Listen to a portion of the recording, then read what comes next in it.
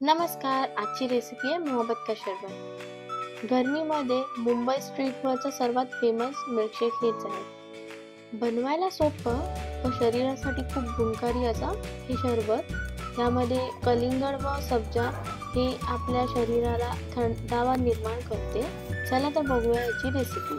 सर्वात आधी आपण कलिंगड कापून घेऊया.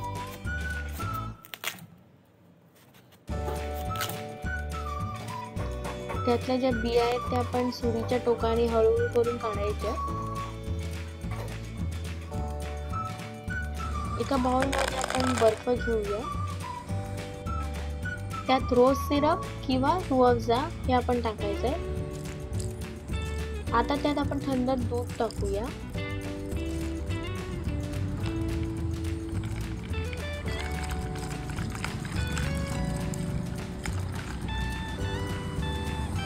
आता जी आपली बी काढलेली कलिंगडाची चीप आहे त्याची बारीक बारीक आपण स्लाइसेस करून आपण ते त्याच्यामध्ये टाकणार आहे.